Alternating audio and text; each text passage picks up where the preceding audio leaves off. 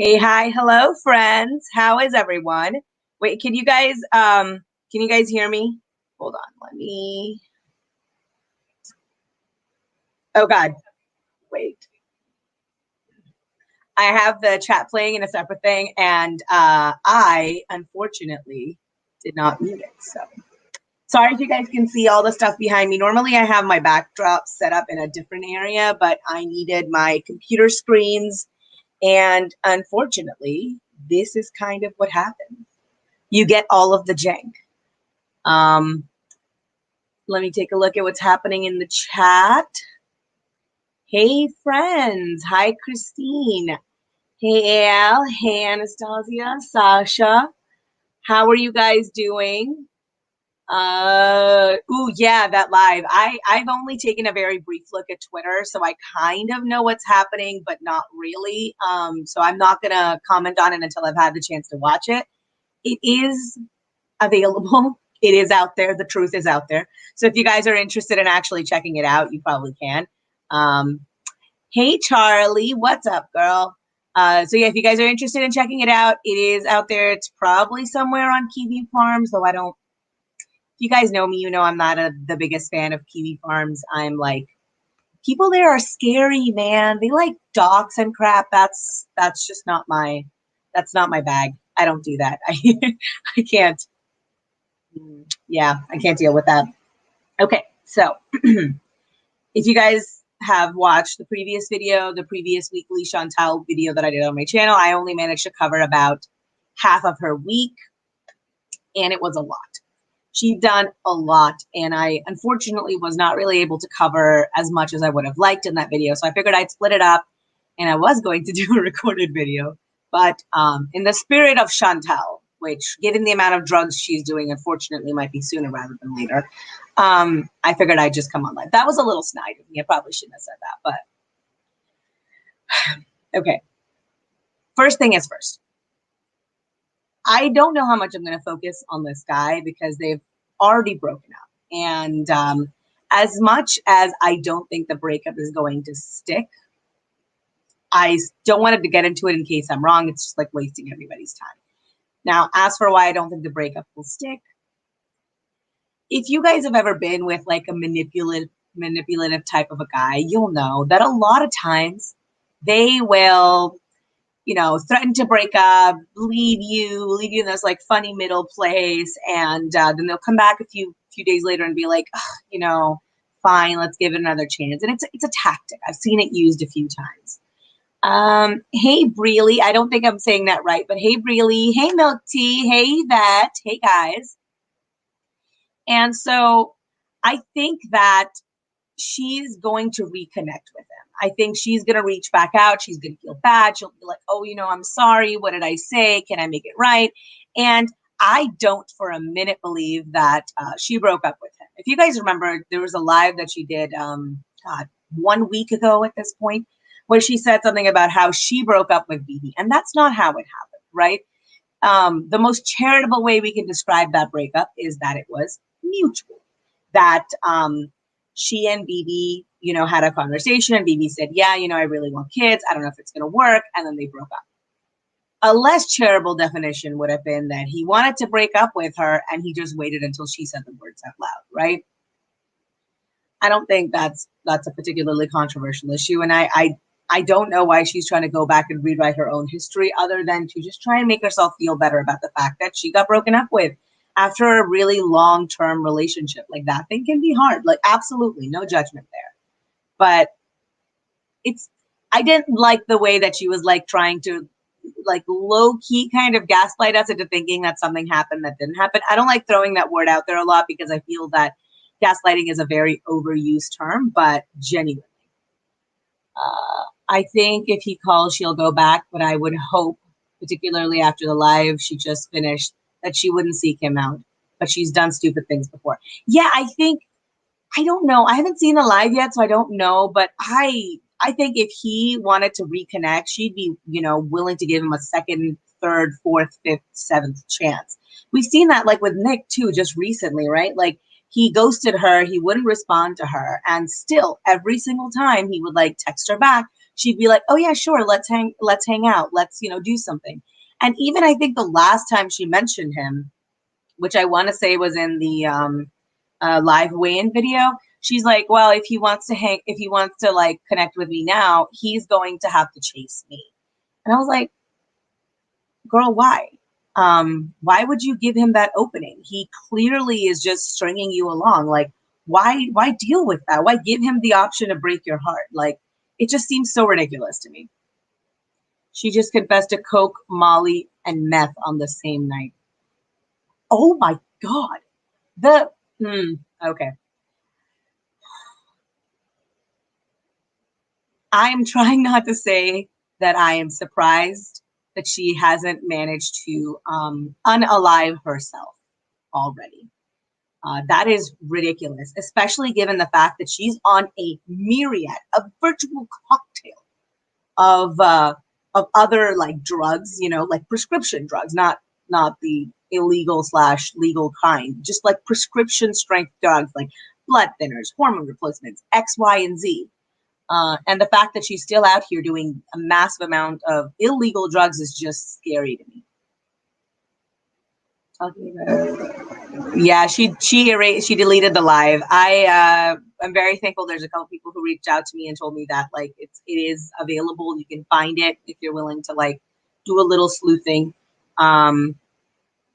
She took all of the mention. Yeah, she drove herself home, and that was the biggest thing that was scary to me, because like playing with your own life is one thing. As much as I really wish people wouldn't do that either, you know, if you are willing to risk your own life, that is a decision you've made for you. When you get behind the wheel of a car, you are essentially in a giant bomb with wheels. And if you are drunk or high or anything of that variety, you're endangering other human lives. The fact that you can be that careless is absolutely ridiculous. It's that the fact that she drove home after having done 5 lines with a random stranger she had literally just met is forever going to be one of the lowest, but in my, like, for as far as my opinion of her goes, it was like the point where I saw her as her, like, her worst self. And it makes me dislike her so much. She said she may go to the hospital and that she's been ill for a couple of days after, which apparently, I'm trying to compare person seems to have scared her enough to back off. Hence me hoping she wouldn't seek him out. Okay. Yeah, see, I don't know the context of what's happening right now, so I don't want to comment on that.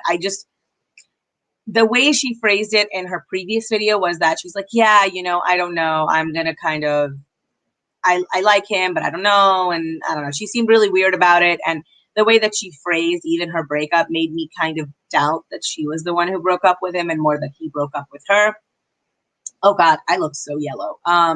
I don't know what it is about StreamYard, but I swear every time I use it, I just look like I have permanent jaundice. Oh, thank you, Jersey Mama. You're very sweet. It's the shower. The shower has helped, and I got a new concealer. She looked very rough in the dinner video. Darkness Dust, I wish I knew which video you were mentioning. She has had so many like lives happening, and unfortunately she keeps like naming them the same thing. So it's like I don't know which dinner one you mean. But yeah, so let me kind of jump into, oh, thank you. No, it's just the yellow tone of the camera. Something about going through StreamYard just makes me look yellow. When I will use this camera or my phone camera and I look like not this yellow. Like, I mean, I am still yellow, but not this yellow. God, it's weird. Anyway, let's get into my thoughts on the videos. I've watched the rest of the videos from her week, right?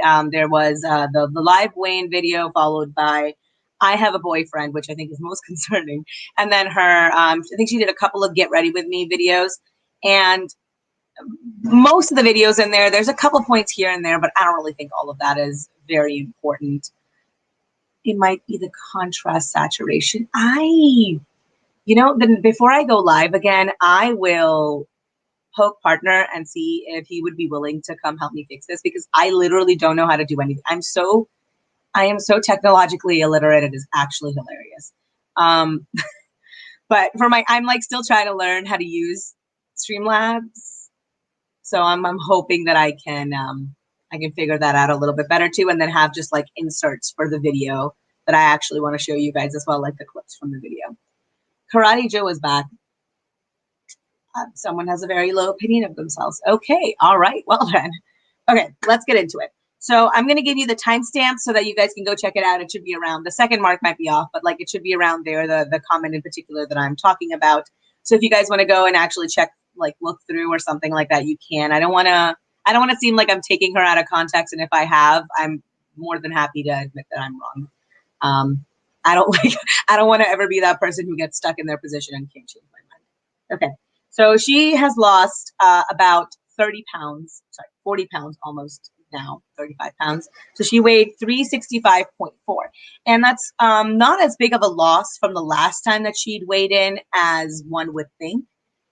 I think a lot of that has to do with the heavy drug use. She's not really giving the Ozempic a chance to work. So I know, I've told you guys this before, I have a lot of doctors in my family, but I actually know someone relatively close to me who is taking Ozempic, and she was telling me that like, if you're just taking the Ozempic, it actually kills your appetite to the point where it's hard to eat. And it's been helping her lose weight as well. She had GD, gestational diabetes, for anyone who doesn't know. She had gestational diabetes, and so she's taking it post-pregnancy to help her with that a little bit. It takes a little while to fade, if my understanding of that is correct. And so she's taking that, and I just think the way that Chantal is abusing, and I mean that word 100%, the way that she's abusing taking THC and just weed products, I really do think it's going to cancel out all the effects of the Ozempic. And the higher the amount of Ozempic she takes, the more weed she's going to need to like sort of compensate for it. And I do think it's just going to cancel each other out. And I don't think that it's really going to help her at all. I think all the edibles she's been taking are really counteracting the Ozempic. Yeah, exactly. And I think that is spelled correctly, Darkness Dust. Yes, that's exactly it. In one of my previous videos, I'd mentioned that I spoke to my brother about how, Ozempic and something that like really kills your appetite would react with you if you were taking something that is also like an appetite stimulant, right? Like if you're taking THC. And he told me that a lot of times cancer patients will be prescribed gummies because the side effects of cancer drugs is extreme nausea, right? One of the major side effects. And that's why cancer patients lose so much weight too. And sometimes taking those THC gummies prescribed to them in places where it's legal can really help bolster their appetite. And it's going to have a similar effect with her. The problem is that she needs that weight loss. And the only reason that she's even, I think, indulging in this kind of eating is because she can't, she wants to take the drugs because they stimulate her appetite, and she wants the appetite so that she can eat a massive amount of food because the massive amount of food is her actual drug of choice. That's a very long, complicated thought. Time, I'm not good with names. You, Jasmine Sequel, and Milk Tea Reacts are my favorite channels. Aw, thank you guys. Thank you so much. That's very sweet of you. I meant to actually go live on Wednesday or like Friday, but work has not allowed me, so this video is kind of late. I got sidetracked. Yeah, so my flatmate had cancer. She used to eat wheat brownies to keep food down. Yeah, and my brother was telling me that actually one of the largest populations that they're prescribing THC gummies to, other than cancer patients, are elderly people, because the loss of appetite is a really big problem for them, and that can also cause a lot of wasting. And so they prescribe THC gummies to help stimulate that appetite, and also just to help with some of the anxiety side effects of it. And this is not me suggesting that there's anything morally wrong with doing that. I just think that the thing that Chantal wants is the side effect, and she's essentially doing everything she possibly can to get rid of that side effect. It's just incredibly short-sighted. Okay, and then the next thing she says is that she knows that people care about her, but she likes to hardcore bees, and that it's fine. I have my notes here, by the way. I have a very terrible memory, so I can't remember otherwise. And that is just so, that's so weird to me, that she's like, well, I have people who care about me, but sometimes I just like to hardcore bees. I'm telling you, as somebody who has like a stable of friends, stable of friends. My friends are horses, apparently, in this analogy. In my group of friends, if they ever found out that I was doing hard drugs, they would be extremely concerned, because it's a very big departure from not just who I am as a person, but more importantly, the kind of detrimental effects that hardcore drugs can have on you, right? Cocaine, meth, all of these are highly, highly addictive. And she already has a very addictive personality. And now she's using Ozempic, which is going to kill her appetite and deprive her of her drug of choice, which is food. If I was somebody who loved Chantal, this would concern me to such a degree that, like, I don't know. If I was in their position, I would do everything I possibly could to get them into, get her into like some kind of inpatient therapy, something of that sort, just somewhere where they can have her very intensely looked at, where she will sort of be quote unquote forced to address her problems a little bit, because I would worry that given her propensity for overdoing it with food, that it would lead like wholesale into something like hardcore drug use. And those are significant. Like, the side effects from food are bad, but they're very long term. It's very chronic, right? Something like drug use can be just so much more acute. At one point on her live, the phone went off and she was like, "It's my mom," and all I could think was, God, what if her mom is watching? Yeah. And that's something that's always struck me as being a little bit weird, that like she's not concerned about what her family will like get out of this sort of content that she puts out. Because even with my channel, right, like my mom's occasionally watched my videos and she came back and she said, "I have no idea what you're talking about." My siblings regularly will leave me mean trolly comments, because they're mean trolly people. No, I'm joking, they're great, but they will, like, if you ever come up, you'll see like somebody just being weird in chat. That's probably one of them. They like to do stuff like that. Yes, Chuck, I will upload this after. I don't tend to delete my lives. Hey Shane, what is up, my guy? And so it's so odd to me that she would be okay with them seeing this. And the only two conclusions that I can take away from this was, I don't know who I mentioned it to. I think maybe it was to you, Milty. I have a bad memory, so forgive me. But I said something on Twitter along the lines of, I don't understand why her family isn't doing anything. And the response was, well, she never really listened to them before when they were living with her. Why would she listen to them now? And that's a really fair point. But the way I would see it is what you do with like most other addicts, which is you just cut them off altogether. You deprive them of that entire social network and get them to confront. Yeah, it was multi-react. I just have a bad memory. And I think that's supposed to help. I think Smokey Steve and Mark said something to that accord in one of their lives. I don't remember. Yeah, if they can't handle her, and that's a fair point, right? But then I would think that cutting her off, and she's not someone who has a lot of social interaction anyway. And I think having the loss of that sort of support network might push her a little bit more into confronting her issues. I genuinely think one of the people who can primarily help her get there would be like Pete's, if he ever spontaneously grows a backbone.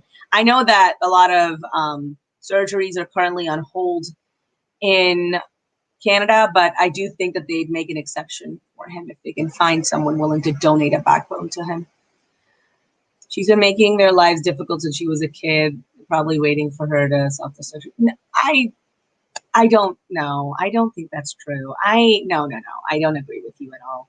The thing is, parents can be very frustrated with you, but unless they're like bad parents, which Chantal's mom, other than having Chantal kind of young, and not really being able to like look after her, I don't think there's a lack in the love department, at least not from anything that we've seen or from anything Chantal has mentioned. And Chantal's not good exactly at editing her stories to make her life seem good. You know what I mean? Like, a lot of times I will listen to stories that she talks about, and I get the profound sense that she has no idea how problematic her stories actually are, vis-a-vis the French lover, who no one will convince me that guy is not a pedophile. Or I think someone said it's an ebophile if they're over like 13 or something. Anyway, no one's going to convince me that they weren't a creep.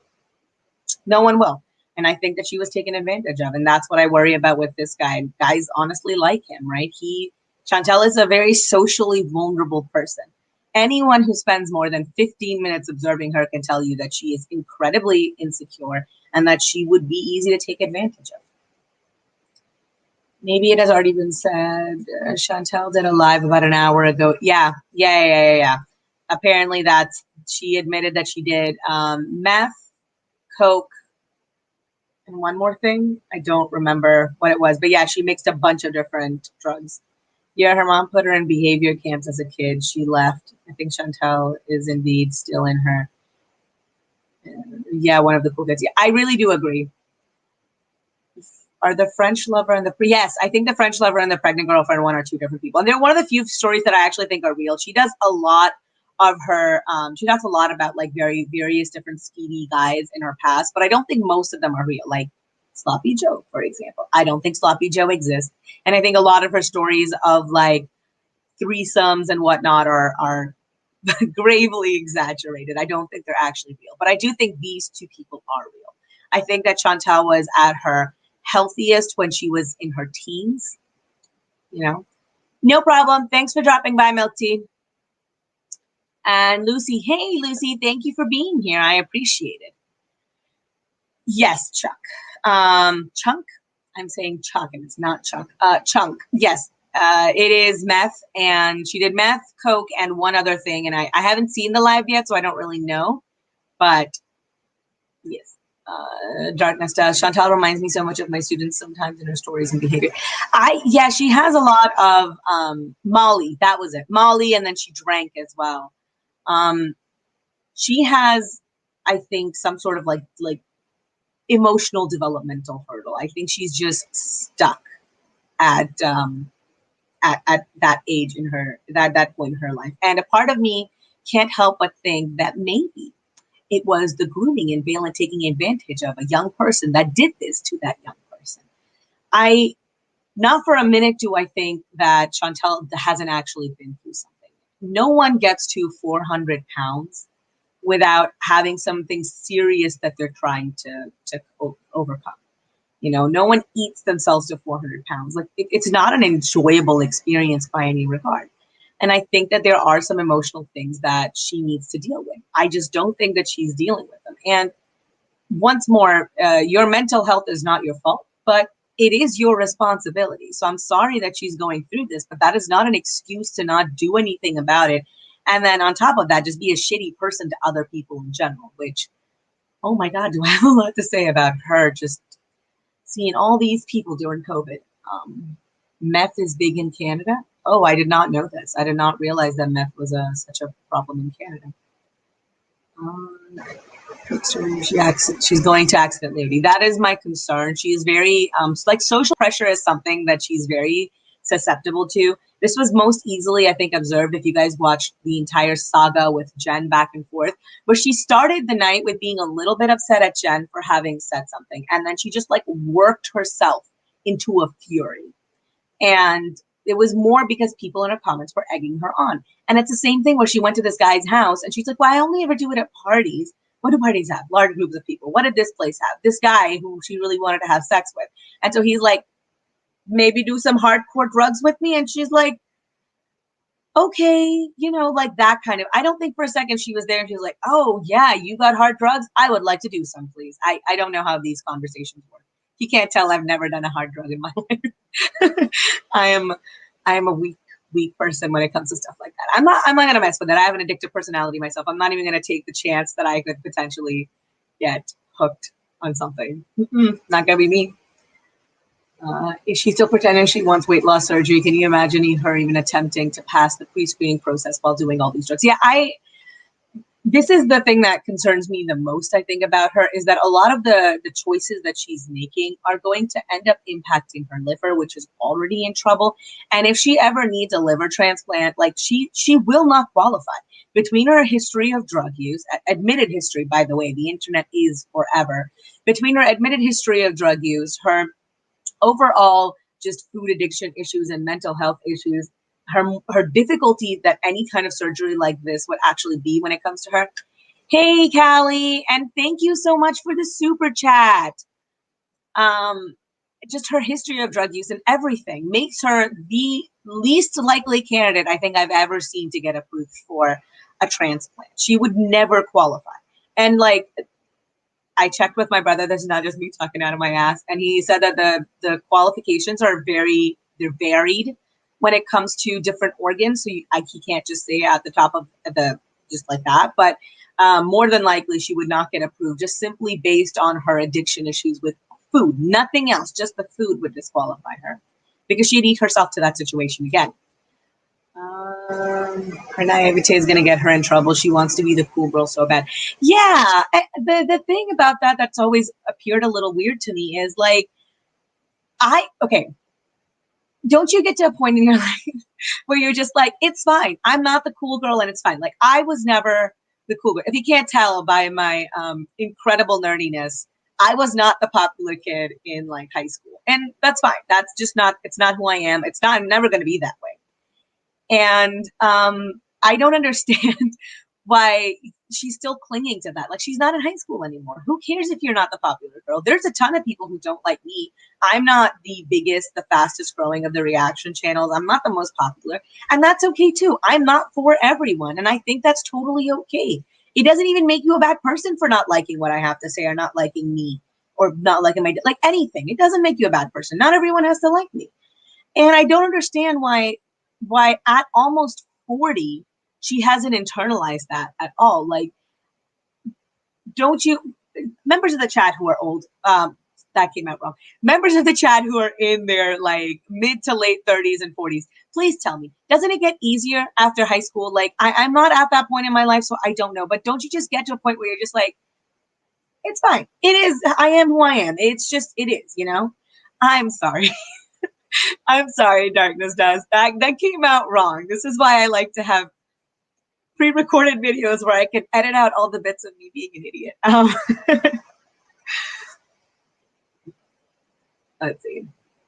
I'm just scrolling through the chat. I just wanted to take a look.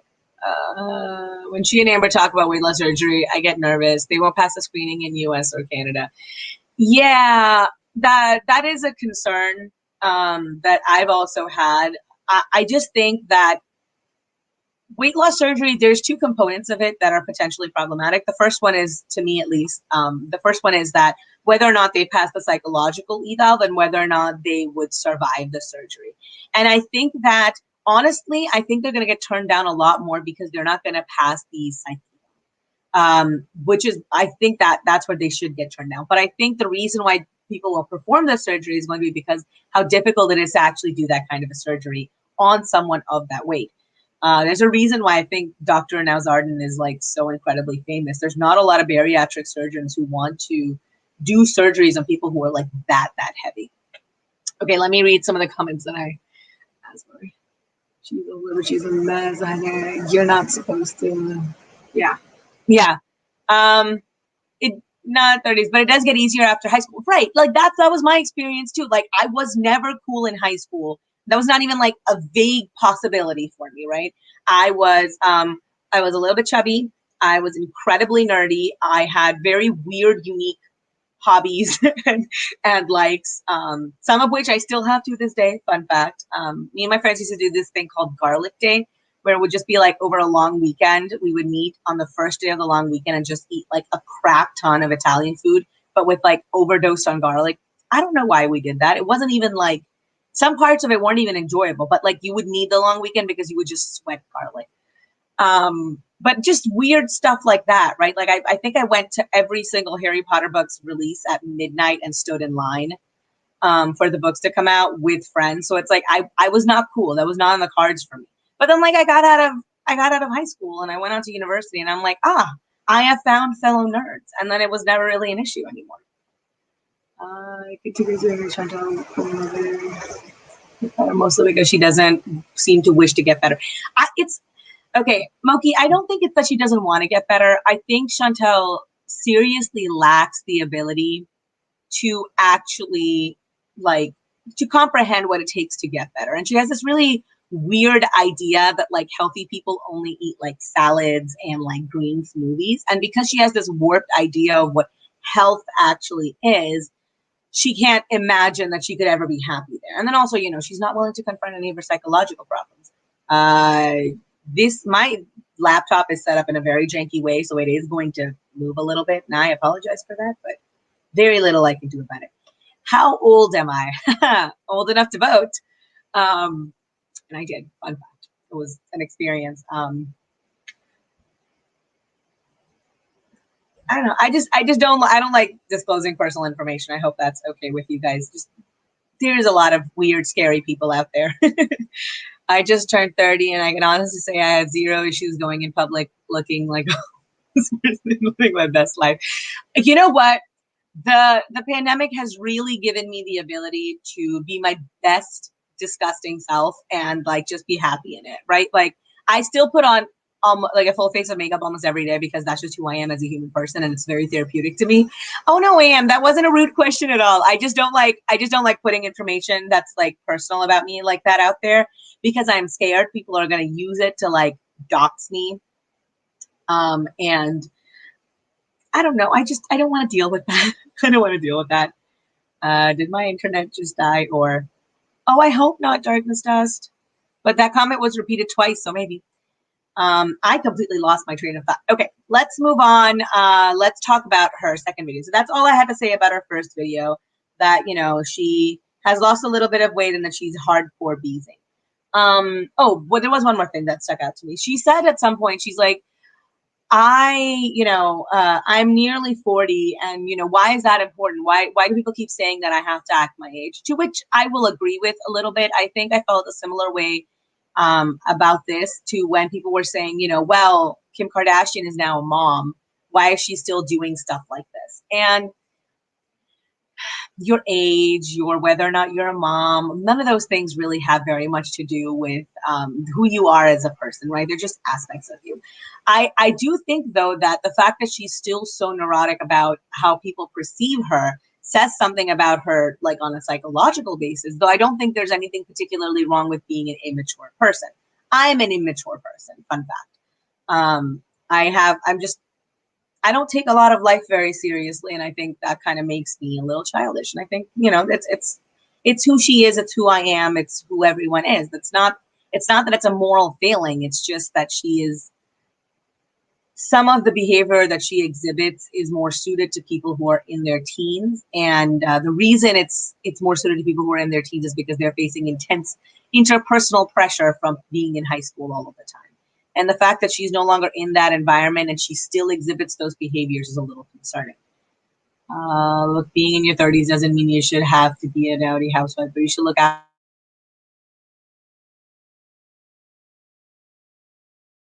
well, one second. There's one more comment that's just about that. It's less acting her age and more her age shaming others. But the minute it gets turned around her, she's like, "How dare you say I have to act my age?" Yeah. In particular, her going after DCMediaGirl and Miss Hussey. A lot of the times, it's like it really bothers me, especially given the way that she lives her life. I would not be surprised if she is nowhere near in the kind of health that like Clara or Miss Hussey are when she gets to their age. She's in such poor health, even without taking into consideration the recent turn towards heavy drugs, you know? I'm in my late 30s and I don't act old. I date people 27. Yeah, exactly. Right? Like, and there's nothing wrong with any of that. There's nothing wrong with being young for your age. There's nothing wrong with listening to the types of music you want. But when you're talking about, you know, when you were a teenager and you went to a house party and you did a bunch of drugs that you probably shouldn't have, versus when you are now in your mid to late 30s with severe health conditions, making those same kinds of decisions, it's like, your brain isn't properly developed until you're almost 25 years old. So it makes sense that when you are that young, you are making decisions and taking actions that are maybe not the best for you. Now that you're no longer in that state, I would hope that you would no longer behave that way. But unfortunately, she's just not doing that. She doesn't seem to see that her health conditions, her physical reality is no longer what it was when she was the age that she behaves. 37 is the age where you take care. Wait, I lost the comment. Don't know where it went. All right, never mind. I was reading the comment, but it went somewhere and I don't know. I cannot type. It's okay. You should see, I have like so many. Oh, there we go. Marga, 37 is the age you take care of your body. Metabolism is going to slow down. Your health should be a priority. Yeah. And exactly. I think it's somewhere around that same mark where your brain is done developing that like it's all just like downhill from there, right? Like I am over that mark myself. And so it's like it requires a little bit more upkeep. And more importantly, she's got so many severe health conditions. Like she is in so much more dire need of like taking care of than like a regular person. Like I'm the last person to tell someone what to do. I still live with my mom. I play video games and cosplay. I'm 29 years old. But I also have a job and I know how to act around people. Yeah, see, and that's the thing, right? Like playing video games and doing cosplay and living with your mom, even honestly, there's nothing wrong with that. This is the one thing that I've seen a lot of people on the internet do that I really don't agree with. It's the whole living with your mom thing. Fun fact, my brother is a full-fledged whole ass doctor and he still lives with my mom, right? He still lives with his parents. For us, it's cultural too, but there's nothing wrong with living with your parents. My parents are nice people. You know, they get company and they have their kids there and that makes them happy. And then you don't have to pay rent. And then, you know, if and when you have a partner you want to be serious with, if you want to live by yourself, you know, my brother did that in the past and he was cool with it. I was not interested. I don't do well in isolation. And so, you know, I lived with my parents and then I lived with partner. And that makes me happy. And there's nothing wrong with that, I think. This idea that if you don't live by yourself at the age of 18, you're somehow like uncool is just, it's silly. It seems that she may be a bit sensitive. Yeah, that's an understatement. She is in a lot of ways. I don't think Chantal did much as a teen. Stories are all made up. So now she's trying to make up for lost time. I don't know if that's necessarily true. I think that when I think of doing a lot in your teen years, like I think like, you know, travel and like hanging out with friends and like there is nothing about my teen years that I can tell you that is particularly eventful, right? There's like a couple of high school stories, but that's all they are. There wasn't a lot of like, I didn't go to very massive parties. It was just not my scene. And so I agree with you a little bit to that extent. But I also think that Chantal had a lot of behavioral problems and that can also lead to some pretty like extreme stuff happening. AKA that guy who had the pregnant girlfriend, once more creep taking advantage of a 15-year-old child. Her French lover who she started seeing when he was 36 and she was 16. Still disgusting and a predator taking advantage of a child. And I think that when you are heavy and kids can be mean and they don't want to talk to you and they don't want to, you know, be friends with you and they ostracize you, you will do almost anything to get positive attention, especially because if I have my timeline correct, that's also around the time her mom got remarried and had a younger baby. So she wasn't even getting that attention at home, you know? Hey, Dee. Thank you for being here. Hi, Nicole. Thank you for being here. I'm 43 and my oldest is in bed like and I'm up till 4. Yeah. I mean, there's nothing wrong. I don't know. Maybe it's just that I have a different idea of what it is to be just like regular, like have a regular just life. I don't really understand why like staying up late is a bad thing. I'm a night owl. I also have pretty bad insomnia. So it's like, this is a fact of life for me. You're just shaming me for existing now. Being Asian American, I was basically under house arrest growing up. I got it all out of my system in college and grad school. I feel that so hard. I'm also Asian American. I don't know if you mean like Southeast Asian or like which flavor of Asian. I am Southeast Asian. And that's pretty much what it's like. Even now as a grown ass, like whole adult woman, if I go back home, I have to do all the things that my mom wants me to do, including if I'm going anywhere, she's like, you have to text me when you're leaving. You have to text me when you get there. And you have to text me when you're expected back. And if you're staying past 10, you have to text me every hour on the hour to make sure that I haven't been kidnapped. And she said this to me several times. She's like, I'm not worried that you're doing something wrong. I'm scared that like the world around you will like take advantage of you. And I think her biggest concern is genuinely me being kidnapped, despite the fact that we don't have anything worth kidnapping me over. Like my dad's not an oil baron. What are they going to do? Just came from FFG live. Oh, French fried girl. Yes, I know. I saw her. I saw that she was going live as well. It sucks that I'm going to miss it because I know it's her first live. Parents, culture, and other. Yeah. It's really weird to me that is like the benchmark, that it's like, oh, well, if you live with your parents, I guess you're poor. First of all, I am poor. Thank you for noticing. But also, I like my parents. I don't hate them. Like they want me to be very safe. I am actually quite safe and I don't do anything fun anyway. So it's like, I have no issues with this. I know it's more of an issue for like my siblings who are more party animals than I am. And so it's always like, Mom, I can stay up until 2. I'm in college now. Please leave me alone. That kind of a thing. Yeah, every hour on the hour. Yes, my mother is, she's a character. She's great, but she's a character. She is we come from a very long line of intense warriors, as it were. Not warriors. That is a whole different thing. Just intense warrior. New Zealand, we're encouraged to leave home at 18 and go live in Hull. Okay. Honestly, so I had stayed briefly in dorms when I was in college, and then I got really sick. Fun fact, my hair is like not that long anymore. It's like past my bust. But my hair used to be all the way down to my butt, and it was wet. I would take a shower at night, I'd go to sleep, and it would be wet every night. And I would just be really cold because I was in one of the only air conditioned dorms, and I ended up getting pneumonia. And then I had to leave the dorm. So, and then they filled my spot with someone else because they had a very dire shortage. And we didn't live that far away. And my mom's just like, never again. Love the moms. We need it. Yes, absolutely. Especially with Mother's Day coming up.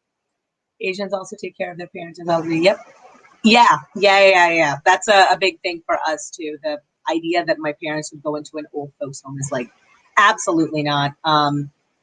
It's culturally, it's not a thing. My mom, I think, would be okay with it. I think she likes the idea of just being with other old people. My mom is more emotionally old than she is physically old. I want to point that out. Oh my God, I got pneumonia second week of college. Yeah, it's awful. I was sick for such a long time and I didn't know what I was doing. And my roommate would keep turning up the AC.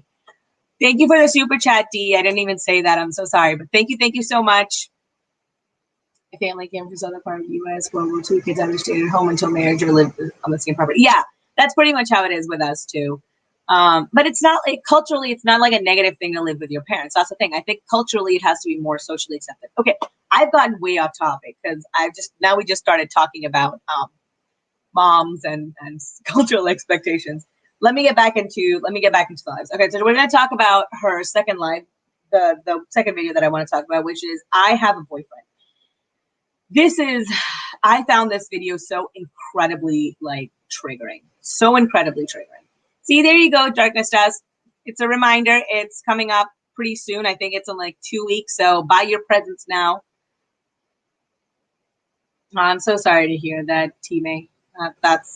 Yeah, I couldn't do it without my mom. I love her. Okay, so let's talk about I have a boyfriend. And she kind of says in this video, though not as strongly as maybe she could have, where she says, I want, we're sort of seeing each other and, I really am trying to turn her into boyfriend material. And she's very much so stressing how, they could potentially be together. And I think this is her way of putting her intent out there into the world. I think a lot of times Chantal works herself up in her mind over things that she wants. And this is basically her just doing that. She's like, well, maybe if I say he's my boyfriend enough times, he will actually be my boyfriend. Do you believe her fantasies? No, not really. I think that she wants a lot more from him than he is capable of giving. He's given me a very, very strong predator vibe. And I think what Chantal wants from him is not something he's going to be willing to provide, because I don't think he really wants to be boyfriend material, to be very honest. I think he just sees her as a hookup.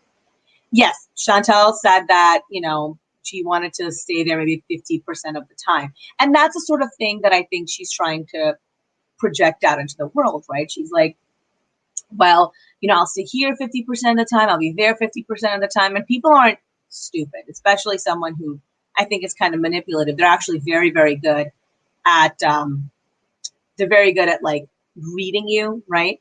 And I think that when he met Chantal, he saw that she was socially vulnerable. He saw that she was willing to do a lot to accommodate him. And he essentially is taking advantage of that. Sorry, I'm getting distracted by the chat. Can I ask a question of those in the chat? Go ahead, Edel. I'm sure I'm pronouncing your name very terribly. I'm so sorry. You don't think she's trolling? I think that there are kernels of truth in some of her stories. I think she definitely exaggerates a lot, but I don't think everything is made up. I think the biggest evidence of that is the blowback that she gets on some of her stuff. Like if she was going to create someone, she would definitely create someone with less problems. Okay. Right. So this is the other problem that I really have with her hanging out with this guy. She has made claims several times. She's like, you're allowed to have a boyfriend during COVID. You are allowed to have a boyfriend during COVID, but you're not really supposed to be seeing them if they're not living alone. And this is the thing. Chantal has a Pete, and he has a girl that he's hooking up with, right? Let's call him Dom. Dom has a girl that he's hooking up with. I don't know, Saba. I don't know what that means. I'm sorry. But she's not alone. And he claims to have multiple jobs, including being a chef in a very tight-knit space like a restaurant and being a construction worker. We're around people all day. Chantal doesn't see anyone, but Pete might go see his mom. And unfortunately, because of that, I worry sometimes that they are going to, I don't know, that she's going to end up getting an asymptomatic version of the flu, and they're going to end up passing it on to somebody who's a lot more susceptible, right? The fundamental fact is that I was not really worried about myself getting sick during the pandemic. My bigger concern was that I could be responsible for somebody else's death because I didn't follow the precautions correctly. And it just makes me really upset that she's ignoring all of that because she wants some D. Buy yourself a vibrator like the rest of us and grow the hell up. Did y'all hear her when she was talking about if she can just get it? Yeah, that was the fact that she's just like, you know, if I can just get into his house, that gave me such creepy vibes. It gave me such creepy vibes. It made me very seriously uncomfortable. Perry, I'm Pakistani, and you? I'm Pakistani as well. Salam. Well, I'm not saying it correctly. I have an accent.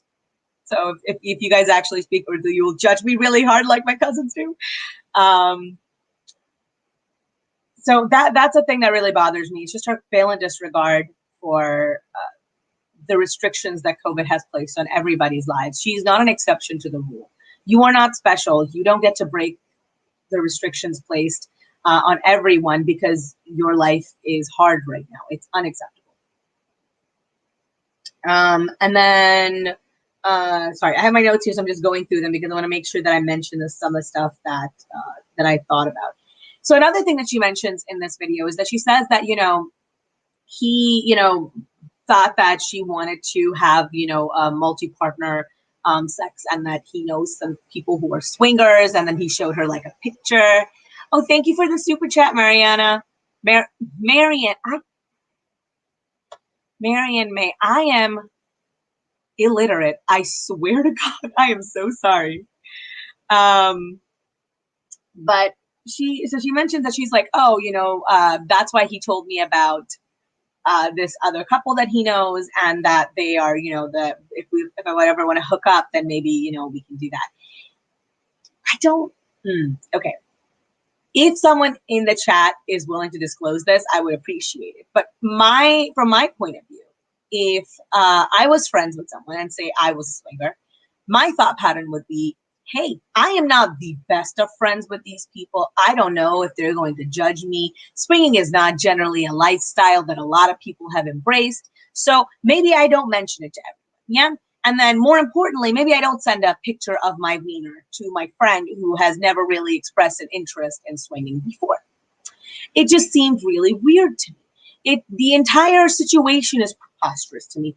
Unless, and this is a big unless, this guy already knows people who are into that because he himself is into that, and Chantal is covering for him, which is, I think, what's actually happening here. I think he proposed something that she was not comfortable with doing, and rather than just admitting it to us on camera, she just goes, well, I mentioned it. That's why he said that, right? It's the, when you're dating someone, when you're in high school, and You sound nervous. I'm always a little nervous, you know, when I'm on camera, because especially when I'm in live, because I'm like, I don't want to say anything that I phrased it incorrectly. You know, what's that song? Oh Lord, please don't let me be misunderstood. That's kind of my situation. But I just think that when you have a boyfriend, you know, when you're in college, right? And your parents ask you about, well, is he planning on going to college? Yes. Breathing, breathing, I promise. And he goes, you're like, you know, I think so. Maybe, I don't know. Let's, you know, we haven't really talked about it. You know, and you sort of like gloss over the fact that he's mentioned to you explicitly that he has no plans on going to college. He wants to drop out of high school and wants to become a DJ because you like the guy. And so you cover with your parents for him because you want them to have a good sort of impression of them, right? And I think that's what she's doing with us. So rather than telling us, hey, I did not want this, and he just sort of sprung this on me, she's going, well, you know, no one else has really made a compelling offer, and I do kind of want a boyfriend, and I do kind of want to have someone. So crap, I shouldn't have said that. But I mentioned it first. That's why he said it. That's why he said it. And that's the kind of energy that it gave me. But it's incredibly alarming to me that he's pushing this on her. Even bringing it up into conversation with somebody this early on is a little bit weird to me. But I don't know, maybe the dynamic in like hookup apps is different. Remember, she admitted to sneaking into French lover's apartment and hiding and watching his private time. She's not beyond straight up stalking someone during a pandemic too. Yeah, she has weird, like, emotional attachment issues. We saw this with Nick, where she just latched on to him, and then we saw it again with this guy, with the Egyptian guy, with the Croatian guy. Jax Cross, I hate you. That's acceptable. It's just so weird to me that she doesn't see this as an issue, and more importantly, that no one in her chat seems to point it out to her that, hey, you're forming really weird attachments. Maybe don't do that, you know? Okay, let me see what else. She wants a boyfriend to watch movies with and cuddle and hook up from on time to time. And the thing is, she mentioned this at around the 11-minute mark, and it's really weird to me that she's looking for essentially love on a online hookup site. Like, it's fine if that's what you want, then that's what you want. But she's not advertising for that. She's advertising for the down and dirty, right? She's like, hey, let's meet up, let's hook up, and let's just be done with it. What she wants, though, is the emotional attachment that comes with being involved with a person in a romantic variety. And I don't understand why she's advertising for one thing and desiring for another. And I think the biggest reason why that disconnect exists is because I don't think she thinks that anyone would want to be in a long-term relationship with her. Oh, you are very, very sexy. Not appropriate. Thank you. I don't really know how to respond to that. Sorry. I feel pity for her if she wasn't such a nasty person to everybody around her. That's exactly how I feel. I watch a lot of her videos and I think to myself, would you please stop making it so difficult for me to be nice to you? I watch her sometimes like talk to her audience, and I feel the same way then too. That it's so weird to me. I don't know. It's a weird situation. Ocean song. Hey, hi, hello. I'm glad that you caught me. All right. Another thing that I found very odd, at the 14-minute mark, she mentions how he's very comfortable with her body. I think that the reason she's mentioned this a few times is she's not comfortable with her body, and so the fact that someone else is like a novel experience to her. Everybody deserves to be loved. Everybody deserves to have someone who loves them, who cares about them, who finds them attractive if that's what they want in life. But it's still very inappropriate to base your self-worth on what someone else thinks of the way that you look, because it can lead you to this weird area where you are basing your sense of self on them. And when they leave, it will lead you into a bad place. So if you guys have seen, you guys have already, I'm sure, you guys are aware of what's happening with her right now, where she's just in a bad mood. She's like snapping at Pete. She looks visibly down. She went back to doing the mukbang on her channel. She ordered a massive, massive amount of food. And I can't help but feel that because they are no longer a thing, and she based all of her idea of self-worth on what he thought of her, now that he's no longer there, she's just spiraling downwards because she doesn't have a sense of self-worth when it comes to her, you know? Okay. I turned tail and run as someone said they wanted to have my kids after 15 minutes in a car. Yeah, yeah. I was seeing this guy once, and he wanted to get married like 3 months after we like started talking. And I cannot begin to tell you how fast I ran away from that relationship. There's something very like disconcerting about someone who doesn't really know you, and they understand where you stand, you know. And they'll come back and they'll say, "Why don't we, I don't know, go to Vegas and get married?" It's a very weird thing. Hello, Lovina. I'm not sure I'm saying that correctly, but hello, Lovina. And then at about the 20-minute mark, she says this. She's like, "I've spent a lot more time with him than you guys have. I've spent 2 whole days with him." And I swear, as sad as I feel watching her in this entire video, because it comes across as a woman who doesn't seem to realize that she's getting herself in a potentially really bad situation, man, that was just, I cracked up. Bye, Darkness Does. Thank you for coming by. And hey, Veganista. It was so incredibly funny that she's like, "I spent 2 whole days and now I know everything about this person and I'm not doing anything bad." It's ridiculous. I have known partner for what feels like a decade at this point. And it has it actually been a decade? No, it has not been a decade. I've known partner for almost 7 years now. And fundamentally, there's still things about him that I will learn that I'm just like, oh, wow, that is insane. You know, like stuff like that. Like I'm always kind of surprised when that happens. Hold on 1 second, you guys. Okay. And it's so funny to me that she's just like, "Well, I met him for 2 days. I know everything there is to know about him, and therefore I can't possibly be making a bad decision right now." Hey, Casey. And then she calls everybody in the chat a Karen. And the energy that gives off, you know, yeah, speed running her romance like a Disney princess. Exactly. 2 whole days, my God, you're practically ready for children.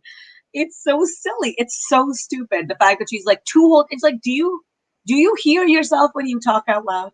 You know, like, trust me, I love the sound of my voice as much as Chantal does, I'm sure, but that was just perfect. Like, it was like a cell phone. Those are so rare. They're so rare. I don't think she really even liked him. Yes, I agree with that. I don't think she liked him. I think she liked that he liked her, which is a problem, right? I saw this quote. I heard this quote from, if you guys have seen BoJack Horseman, there's a line in there that's basically that says, the thing about looking at a relationship with rose-tinted glasses is that red flags look like regular flags. And that's the biggest takeaway that I have from the way that Chantal describes this guy. She is so enormed with the idea of somebody finding her attractive that she is willing to overlook all the terrible behavior that he's displaying. And that's actually kind of scary. She was texting French lover and he wasn't responding, so that went unannounced. He was dropped on a conversation outside where he called her that French fat girl and discovered his apartment was unlocked. Oh, that That sounds very illegal. Okay. And then, yeah, and then about 37 minute mark, she says something about how she will stay there part-time, which was incredibly fast. It was really, really scary. Hi, Travanda. I'm sorry if I sound like Chantal just then, but BoJack, yes, one of the best shows ever created, has a very realistic and lovely portrayal, like lovely in the sense that it's very accurate portrayal of mental illness. I absolutely love the show. Thank you so much for being here, Fairy Face Jays. I appreciate that. Yeah, and so she said she wants to like live there part-time. And the thing that I found funny about this was, if you guys remember, and other people have pointed this out, this is not my own unique thought. She'd mentioned several times how she was unwilling to stay away from her cats for a prolonged period of time because she really missed them when she was with her grandmother, when her grandmother was very, very sick. And so the fact that she is now willing to, I don't know, she's just like, it's fine, you know, I'll just leave my cats at home and I'll live there part-time. It's very funny to me. And I can't help but feel that for all my gripes that her family isn't doing enough, that her family might actually give her some pushback, and that's why she's so uncomfortable being there, you know? Hey, Wendy, thank you for being here. I'm really wondering if the dude didn't break the TV on purpose to prevent Chantal from moving in with him. Yeah, that is a very, very accurate thought. Or not even that, right? Like, he could have just broken the TV for funsies. People like breaking shit, especially if it isn't theirs. Like, why the hell not? Yeah, exactly. BBJ and Sam who. Exactly, right? Like, I think when it's not your property, you don't care if it's damaged. And Chantal is okay with taking that risk because she wants to do what she did with BB, which is just leave her stuff there. And then eventually she's like, oh, well, I guess she lives here now. I don't know. That seems weird. I bet he rage punched it. I wouldn't be surprised. From my understanding, coke is one hell of a drug. All right. I'm changing the page. And the thing that really struck out to me in this video, other than Joe's exit, which we'll talk about in just 1 second, she was very, very combative in this stream. She was so combative. She was angry at the people in her chat. She was angry at anyone talking about this. She was, I think if Pete had been there, he would have gotten the blunt edge of her anger too. And she was just so upset that people weren't as excited about this for her as she thought they should be. And this is not even us, right? Like, I'm a hater and therefore worse than garbage, and therefore my opinions don't matter. But like, the fact that, you know, people who generally support everything she does, even they weren't willing to support her on this. Even they were saying stuff. I think it really got to her. And I think one of the big reasons why, you know, she was so upset in that stream is because she thought she would come on and be like, I have a boyfriend, you guys. And like in high school, everyone would go, ooh, tell us all about him. But we're not teenagers. We're not children anymore. And so when she starts telling us real problematic shit, you know, it can even people. Okay, let me rephrase that. I think she said as much as about the one minute and 1 hour 5 minute mark where she says her friends treat her this way. She doesn't treat her friends this way, but her friends on the internet apparently treat her this way, where they judge her really harshly. And she says she's so upset at the idea that people would judge her behavior. It is ridiculous. People who love you will hold you to task when they think that you are doing something that is bad. That is how it should be, right? If I was like texting and driving, for example, if I texted and drove every single day, absolutely 100%, my parents would be concerned about me. My family members, my friends would reach out to me, be like, why are you doing this? Why are you putting yourself in this condition? Especially if I had fender benders in the past, they'd worry that one day I might end up hurting myself and others, and they'd be fair. But to her, that's not what it is. Any criticism is an automatic attack on you. Any criticism is attacking intrinsic characteristics about yourself, you know? And that's so silly that she thinks that anyone asking you to change anything about you is automatically a bad person and automatically to be shunned and detested. That's just not how people work, you know? People are much more complex than that. People don't just, I think when you love someone, you want them to do better. And sometimes that means asking them about their relationship. And sometimes that means scolding them because they're doing meth, Molly, and cocaine. Yeah, exactly. I'd go, yes, girl, tell me all about him / her. My bestie turned 70. Yeah, the difference is, I think that I too would be really interested. Honestly, if she got a boyfriend who didn't have so many issues, I would be so happy for her. Because I said before, but I'll say it here again, when you don't really believe in yourself, when you don't really think of yourself as being attractive, having somebody who thinks that you are attractive is almost as good. Having somebody give you that external validation can be a really, really good motivator to get you to work on yourself enough and build that internal validation, right? Anything that gets you to the buy-in portion of therapy, which is something I don't think she's ever really done. She's never really bought into the idea of therapy working for her, which is why it doesn't work for her. Anything that gets her there. I just don't think that person can be someone who is doing drugs, encouraging her to do drugs, otherwise pushing boundaries and making her question the locus of control that she has, right? And for those you don't know, by locus of control, I mean things that are within her ability to change. Your makeup looks great, by the way. I was in Sephora today and thought she would love this. Oh, do you mean, I don't know if that was directed at me or not, but if it was, thank you. This is an e.l.f. eyeshadow that I'm wearing on my eye, and like the Too Faced peanut butter palette, which I love. It's one of their best palettes.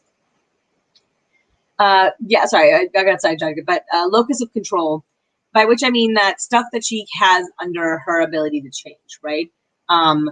Things that she can do to have an active, like positive, net positive in her life. And the way that I think a lot of abusers work is that they make you question what is within your control. You know, like everyone's going to hate you. No one's going to believe you. You're never going to be able to do that. You can never, you know, everyone knows you're an idiot. You know you're an idiot. You know that you don't have anything. You know that you won't be able to get a job. And they make you question what you can actually do to change your outcome in life. And I think that he does that a lot with like stuff, for example, with telling her, you know, hey, why don't you, I don't know, maybe have a threesome with me and my guy friend or something like that. I don't know. Thank you so much for the super chat, Plum Kettle. Should I just say Plum? We're friends now. I'm going to call you Plum. I got foundation and mascara. Ooh, what kind? I'm always interested in knowing about other people's makeup. Love your videos. I like the logical way you approach things. I try. I don't hate Chantal, despite what I think a lot of aunties and Chantal will have you believe. A lot of reactors don't hate Chantal. They see a lot of themselves in Chantal. I see myself a lot in Chantal. You know, I see what she does, the way that she behaves, and it makes me think about where I was in my life at one point. And that's why I want to talk about it. I don't think anything I have to say will ever have an impact on her. But maybe it can have an impact on someone who is part of her audience. Maybe it can have an impact on someone who, you know, who thinks like her, but maybe isn't exactly the same as her. Maybe someone who is willing to help. Maybe someone who has a little bit better of a support system, you know? I don't know. That's just the way I see it. I don't think that Chantal or Amber, for that matter, I don't think they're ever going to listen to anything I have to say, because if I have something critical to say, obviously I'm a bad person. You got the Estee Lauder foundation and the Lancome mascara. The Estee Lauder, oh, the Double Wear is such a good foundation. I have like a bunch of foundations I have to get through, but that is one of my favorite foundations. Diane, hey from the UK. Hey back to yourself. That time difference must be very, very bad right now. And the Lancome mascara, I don't know if I've ever tried a Lancome mascara. Dior's Dior Show mascara is fantastic. Um, but yeah, and then, okay, the last thing we have to talk about. We have to talk about Joe. I made an entire video about, also called Let's Talk About Joe. And then like the same time this bomb dropped that he had like noped out of her conversation, I was just like blown away. Joda, aw, thank you so much, Joda. Thank you so much for the super chat as well. And he's just like, I just noped out of the conversation. It was so funny to me that that this was the breaking point for Joe. And funnier still was her reaction, which was, well, Joe has been in here body shaming and fat shaming and slut shaming people for a very long period of time. You know, I don't want that kind of energy in my life. And I was just sitting back here like, oh, okay, so now that he no longer supports you, then it's a problem. Okay. Because she's had a recent awakening about Shani for Christ as well. You know, she was just like, well, you know, Shani's a racist. When Shani started going around offering to other people whether or not, you know, if they wanted to interview her and potentially to badmouth Chantal. And I found it really funny that all of a sudden now it's a problem. These behaviors that they've always been displaying, now it's a problem. I don't know. It was ridiculous. That entire thing was ridiculous. She said she's still unsure about the vaccine, but she will do multiple drugs and skip medication and gorge on food. She's a joke. Yeah. For if you guys don't know, I am in medical research myself. The vaccine is incredibly safe. It's an incredible feat of science that they've managed to get a vaccine out this fast. I am amazed by it every single day, and it's a gift. I mean this 100%. It is a gift. Do not let the idiots of the world convince you otherwise. There are very few people in the world who the vaccine is not recommended for, and the person you should ask whether or not it's recommended to you is your doctor. And if your doctor says, hey, go for it, hey, please go for it if you can get the vaccine. Please, everybody get the vaccine so that I can do things again. I know that sounds very selfish, but oh my God, do I miss my family. But yeah, she is unwilling. She is unwilling to see behaviors that are problematic up until they personally inconvenience her. And that's why I don't think that this guy, she broke up with him. I think he broke up with her because his behavior, as awful as it was, I don't think had gotten to the point where she would see it as a problem. You know, he's like, well, why didn't you get here earlier? She's like, fine, it's not like I'm doing anything else. Just show up earlier. Who are you texting? It's just Pete. Don't text him. Okay, I won't text him. It's not like she cares about it. You know, I think if and when he started hitting her up for money or behaving in other like very negative ways, I think maybe then she would have cared. But until then, Mary Cap, hey girl. And yeah, thank you so much, Mosey. Yes, I got my vaccine a little while ago. I am very, very, very happy that I did. I was very fortunate. And I am living my best vaccine life, which means still doing everything that I was doing before. I read this somewhere on the internet, so I'm going to steal it. But my vaccine hesitancy is non-existent, but my hesitancy of returning to normal life post-vaccine is still really high. It's really like, even now I'll go out and I'm like, I shouldn't do that. I'm like, wait, I have the vaccine. I'm probably okay. But I'm still so scared. I'm so scared still. Anyway, when Joe leaves, she makes this incredible snide comment. She's just like, bye. And then she threatens her other mods as well. And the mods that she has left, in particular, I'm thinking of like Travonda, I'm thinking of Annie P. There's a couple of others in there too that are like very, very sycophantic. I can't understand how they can look at that situation and think, this is fine. That's fine. Because one day it's going to be you, right? One day she's going to say or do something that really like you don't agree with. And rather than her taking the time to consider, hey, why doesn't this person who I have somewhat of a friendship with agree with my decisions and what can I do to make them feel more comfortable? She's just going to say, you were never a supporter. You've always been a hater. Get the hell out of here. And then all that time, energy, and effort you spent into building what you thought was a mutual relationship, gone just like that. I don't understand how you can look at someone like that and just be like, what the actual fuck, right? Like I said, I leave my comments open for pretty much everybody. Anyone can say almost anything that they want. I have very few mods, and it's not a matter of if your comment is getting blocked, it might just be because it's like one of those automatic filter things. I don't care what you have to say because I think everybody has the right to their opinion. You cannot like me. I'm totally okay with people disliking me. It doesn't impact my own sense of self-worth. but her behavior towards her friends makes me feel like she doesn't actually value any of her friends. She doesn't value any of her mods. I appreciate everything my mods do. This is why I don't ask everyone to be a mod, because it's not a small thing, right? I don't want you to censor a lot of stuff, but it's still extra work that you are having to do for content that's not yours and you don't make any money off of. So it's not appropriate for me to then abuse the people who are helping, you know?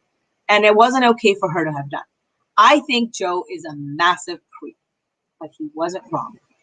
He really wasn't wrong. And rather than trying to even comprehend why somebody who genuinely seems to do so much for her otherwise and seems to like her so much otherwise is so against this idea, she just says, bye. Like, I don't know. I can't believe that the rest of her like mods are still there, because I would have, like, if someone treated me like that, I would have been gone so fast. All right, let me read the comments a little bit. She can barely use her inhaler. Yeah. That sounds so fake, TBH. She is not healthy enough to survive that. I don't know what that is in opinion on. Does she have any real friends aside from Pete? I don't actually think that Chantal has anything of a social structure. That's why I think she goes on lives so much, is because all of that interaction that that you would get from your personal friends, she's getting from the internet. If I have an issue in my like regular day-to-day life, I pick up my phone and I call my friends. That's what I do. I will text my friends. I'll text my siblings. I'll poke people gently, metaphorically, of course, and be like, hey, give me some advice, please. And she's unwilling to, not unwilling. She doesn't really have anybody to do that with, because she has basically pushed anyone out of her life who might have given her any critical advice, right? And you can't ask people for advice and then expect that they're always going to agree with the decision that you've made. That just doesn't work like that. She doesn't value herself. You can't give to others what you don't really give to yourself. Yeah, and that's often the disconnect that I have with her, where it's like, I don't understand why I'm being asked to care about you more than you care about yourself. Like, that's not how that, like, we're not even like family. She's not my friend. So the fact that I apparently have to care more about your health than you do is ridiculous, which is why I sometimes feel like I'm justified in being mad at you about this decision, even though I should maybe approach this with a little bit more kindness. And that's also why sometimes the videos are a little late. If I'm really like, I have a spicy opinion, I will take a few days and like cool off, and then I'll talk about it, because otherwise I'm going to end up saying something that I don't mean in retrospect, you know? Karate Joe supported her for like 3 years. Oof, I think he's a trash person. He supported her during her racist, microaggressive state, but only stopped doing things when she started. Yeah. I agree with that 100%. He stuck by her through the entire Charlie Cole debacle, which is, oof, it was literally one of the worst things I think Chantal has ever done. And that's saying something, considering how many awful, insensitive things she said, including, you know, calling people the R word, using the R word against people like a baton and a weapon, telling a Jewish person to go react to the Holocaust, all of those truly disgusting things that she's done. And yet still, that was like one of the worst things I think that she's ever done. Like Charlie Cole, just every time I think about that, there's like a tiny part of me that gets mad again. Let's see. I'm trying to like scroll through the comments, but it's hard for me to control myself. Whatever happened to Rena? I don't think that she and Rena are very close anymore. I think, look, all relationships are a give and take. If you want to be friends with somebody, you have to be able to give a little bit back of yourself to other people. And I don't think she's ever really willing to do that. I think a lot of the relationships in her life are take, you know? And I don't think that's why her and Rena are really friends anymore. They might just be like, hey, hi, hello, friends. You know, like they come in, they say hi. If they meet in public, they'll be like, we should totally hang out. And then neither one of them makes a plan. And Chantal has isolationist tendencies. And to a certain degree, I do believe that it's up to your friends to like help you break out of that. One of my best friends, like ever, she's like that. When she gets really stressed, she just sort of closes herself off to the world. And she's like, I'm not willing to talk to anybody right now. But she's not always like that. And I don't know. It just upsets me that it just upsets me that she's not willing to put herself out there. And because of that, she's just closed herself off to the world. Soul. Get a job. I do have a job. Fun fact. It's a nice one. That's why I'm not on live a lot. That's okay. Yes, it's okay. That's fine. That's essentially why, like, I wanted to do this live basically on Wednesday or like Friday after my initial video was late, but never happened. I like Chantal, but she's a prisoner in her own body. She doesn't take action now. She really is. She doesn't take action now. She's really storing up more problems for herself down the line. Yeah, absolutely. I absolutely agree with that. Yeah, it's not that I hate Chantal. I don't hate Chantal. I actually don't even dislike her most of the time. They're like, hate is a very, very strong word, and I think it takes a lot of energy out of people. Hate is just, I don't know. It's exhausting to hate somebody. There's very few people in the world that I actually hate. But there is a lot of times when I look at her and I think that if she was just willing to put in 1/10 of the effort into taking care of herself the way that she wants the internet to cater to her, you know, with that same amount of intensity, she would be in such a healthier position. But I don't know. It's a lot. Yes, I do in fact have a partner. He's somewhere out there, not back here. Behind here is my cabinetry, and if this falls down, you guys are going to see the horrendous mess that is my room right now. I'm working on a sewing project, and so there's like little bits of fabric anywhere, and the ironing board is currently supporting this backdrop. So it's a crapshoot. I don't have a lot of space in my house, you guys. I have a very small apartment. Anyway, he's in storage. I have no idea what that means. Very exhausting to hate someone. Yeah, not worth the time and effort. That's exactly how I feel. I don't have enough like bandwidth to hate Chantal in my day-to-day life. I have a lot of other things to do, you know?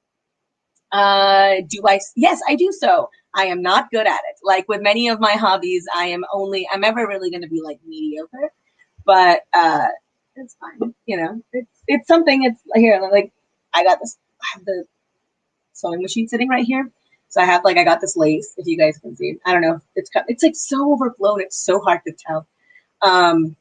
It's this like daisy lace. It's so pretty. I love it so much. Oh, thank you, Anastasia. Thank you for the super chat. It's really appreciated. Yes, partner actually just recently got me a really, really nice sewing machine. I mentioned it to him at the beginning of the pandemic that my old one was broken, and he got it for me, and I love it. That's why I've been sewing. I got like a bunch of patterns and stuff. Not good at it, but I still appreciate it. I really like it. I missed someone. I missed a comment. I don't know. Yeah, I don't know what happens. I'm sorry, guys. I'm trying to keep up. Maybe someone's exhausted. Partner, he's not literally behind the screen, though he might be. If you guys have ever seen like a weird cut in the middle of me talking, it's because I put my screen up actually in front of the door to the bedroom, which is where I film, and partner will like crawl underneath the backdrop, and he will like pull at my pant, like he's like, come on, I want to talk to you, but I don't want to disturb you while you're recording. It's really cute. It's really funny.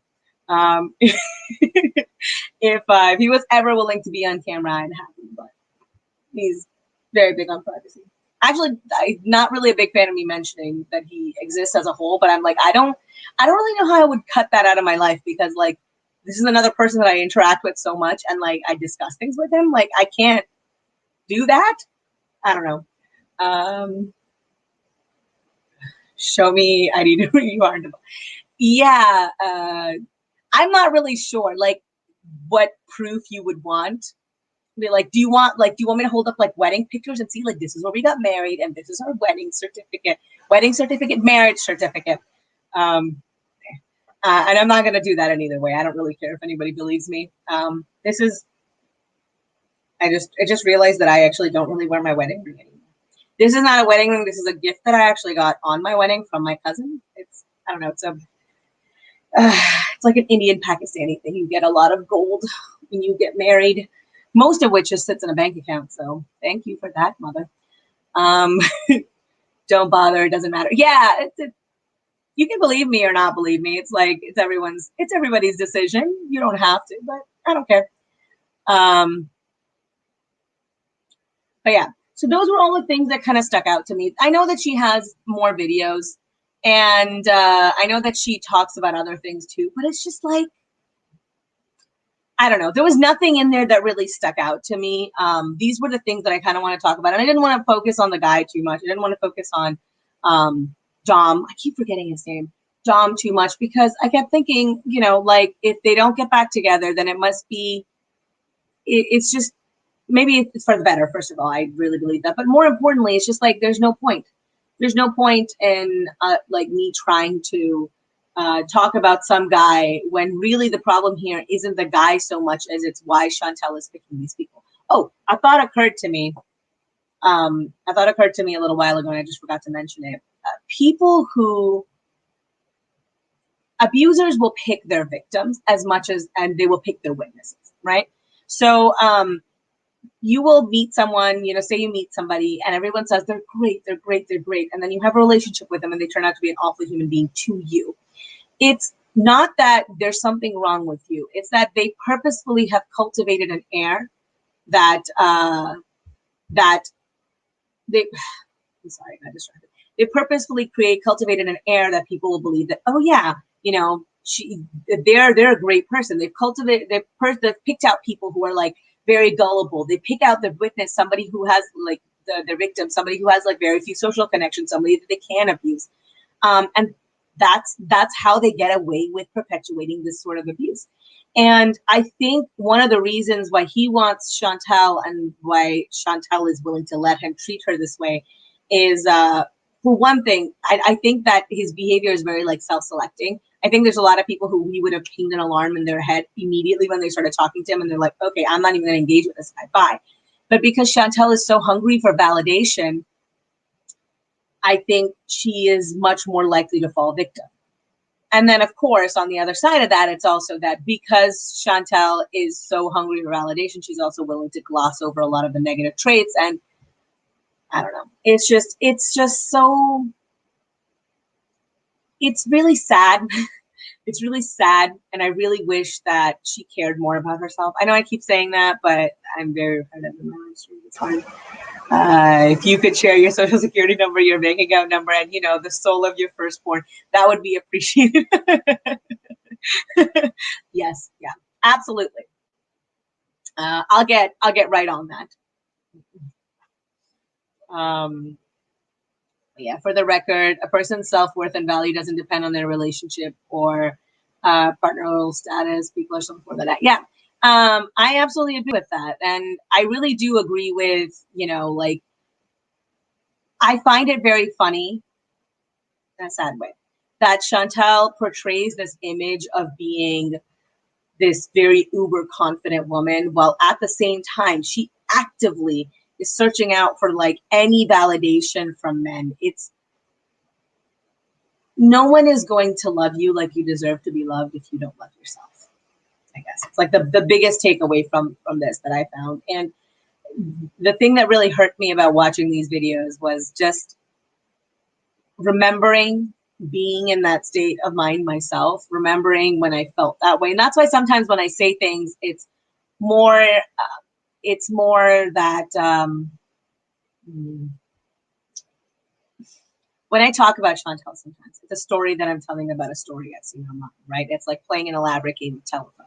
And my interpretation of her actions are based very heavily in my own experience of, you know, what I grew up with, what I went through. And it's just, I don't know. I remember being there. I remember being in that position. I remember being that vulnerable and like just hurting and thinking, if I can get someone else to like me, then maybe I'll like me. And the fact that she's still there and the fact that she's not willing to even try and climb out of that is just, it's painful to watch a little bit, you know? It genuinely is. Let's see. Most people in the chat don't have a husband. Okay, and so? She has so low self-esteem. Yeah, absolutely. And yeah, and then to that, like Plum said, She's terrified of being seen in public. And it's more than in just one way. She's terrified of being perceived in any regard, really. She doesn't want people to know her internal state. She doesn't want to know people to know her external state. It's hard for her. And I think part of that is that she has been bullied. Part of that is that I do think that she's gone through a lot in her life. You know, I do think that she was hurt. I do think that there's something there, some unresolved trauma that she's dealing with food. But that's not a get out of jail free card. You don't get a pass because you're a bad person. This is like, it's like the Jeffree Star situation. If you guys don't know, I absolutely detest him. The documentary that Shane Dawson had made with him, trying to rehabilitate his public image, he mentioned something along the lines of how, you know, he was hurt so much that he just wanted to weaponize the N-word against other people. And it was so sad to me that what people take away from that was, oh yeah, that's fine. No. I was a massive nerd in high school. There were a ton of people who didn't like me. And yet for some reason, I never turned around and said the N-word to a bunch of people. You know, I don't understand. There's so many people out there who've gone through actual hell. And yet they didn't turn out this way. You know, I like Foodie, but I'm not liking her choices lately. Yeah, okay, so, and forgive me if I pronounce your name incorrectly. I'm really, really bad at pronouncing names. But what I will say to her choices recently is I don't think it's a coincidence that she can no longer eat as much as she wants. And now that she's, you know, she's doing drugs and basically just throwing herself at any man that will help her. I don't think that that is a coincidence. I think that they took away food and then she went to THC, and then now the THC became a little bit of an issue because she's getting so much blowback. She's now gone to this. Sorry, I'm so bad. I don't know how people do this. I get so distracted with chat. Here, Fairy Face Chase, if you're okay, I'm gonna mod you. You don't have to stop anybody from saying anything, only if they're saying like really, really racist stuff. Do I think that you should like block them essentially? But like racist stuff or like really trolly stuff, or I think somebody put their phone number in my chat. Please don't let them do that. I think that's just a bad idea for them. Fairy Face Chase, if you're okay, give me an explicit yes and I will mod you. But if not, that's totally okay. There's no pressure. No pressure whatsoever, my dude. Or do that. I'm not sure what your gender is. Okay, let me read through the comments a little bit. We're out here fighting each other. He just sits at home and gives into tradition. Wow, I wish I didn't have to. Yeah. I agree with you, Casey. Sometimes it makes me a little tiny bit mad, like the tiniest little bit mad, that she is like okay with just sitting at home, and like the fact that, you know, I can't just feel that way. Oh, here we go. There we go. You're now mod. My first wrenching. But it always makes me a little bit like, I'm just like, I wish I could be happy or content living that kind of a life, I guess is what I'm saying. I don't know. I'm not like, I don't know. I feel like if I was stuck in her position, if this was the life that I was leading, I would be unhappy all of the time. And the fact that she is willing to exist like that, it's just, I don't know. It's weird. It's weird to me, and it's sometimes tiny bit jealousy inducing.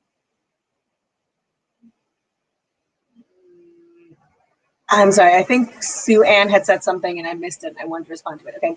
I wanted to watch her stream on Kiwi Farm, but to be honest, I'm afraid it might be triggering. I'm a recovering addict, and even though Chantal makes everything seem ridiculous, talk about drugs is Don't please don't anybody don't watch stuff if it like unfairly not unfair. Please don't watch stuff if it triggers you. And I mean this for my channel as well. Please don't watch anything if it like upsets you. Please don't watch anything if it like hurts your feelings. Please don't if it puts you in a bad headspace. It is totally okay to take a step back from the community and come back at a later day or later time, you know?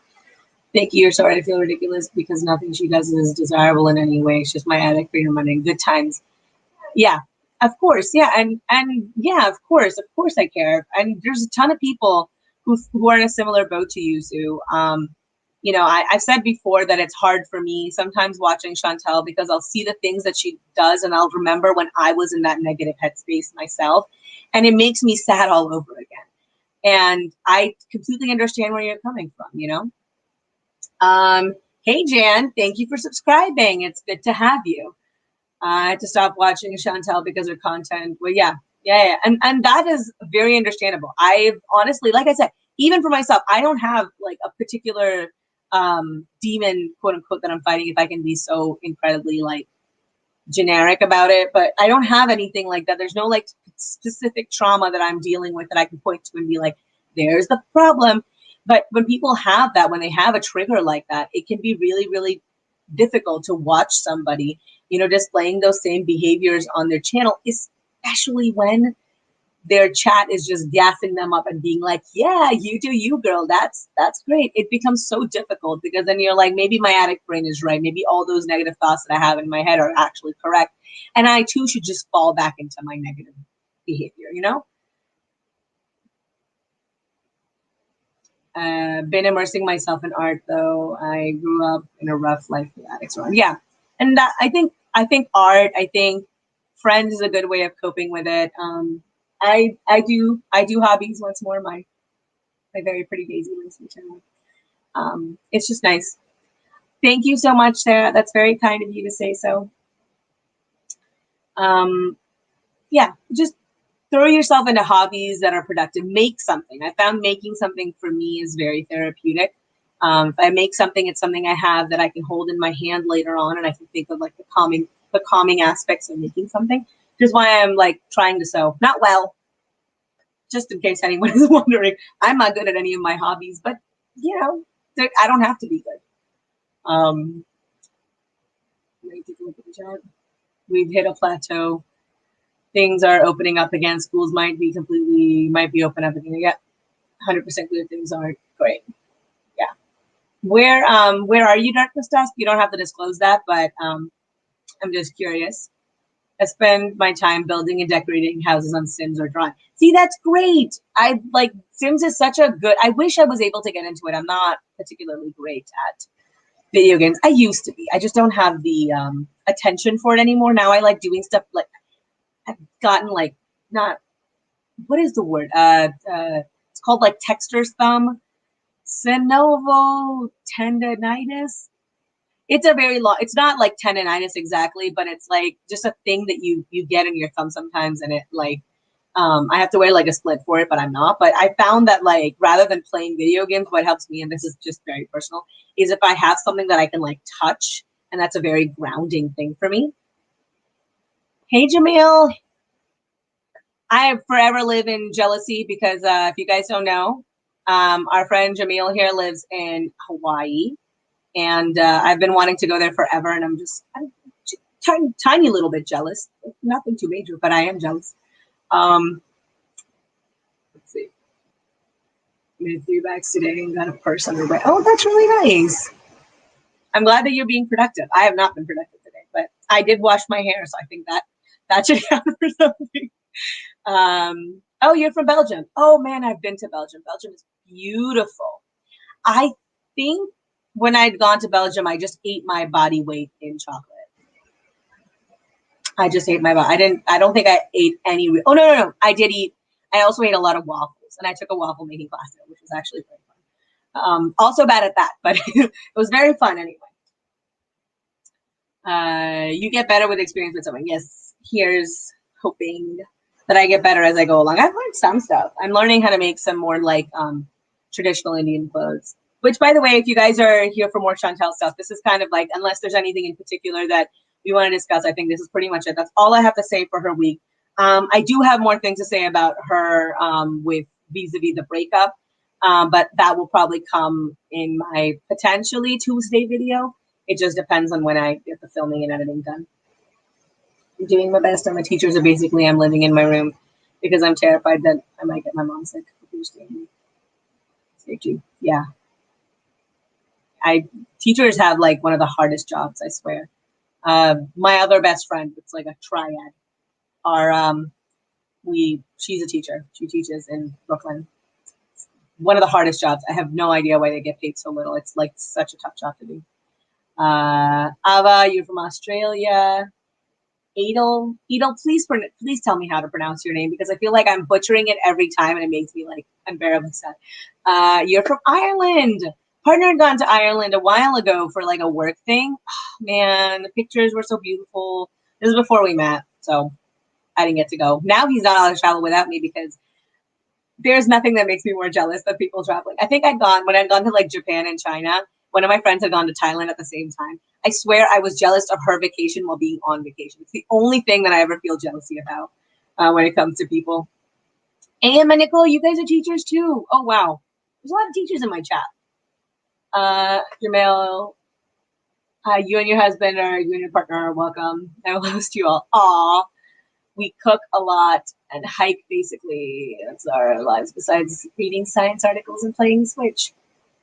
You know, honestly, I could not imagine a better life than that, especially when it comes to hiking in Hawaii, is like the best place to go.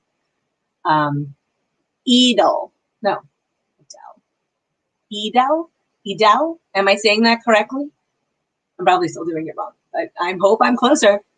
Oh, wow. Oh, wow. So Team A is a teacher as well. That is awesome.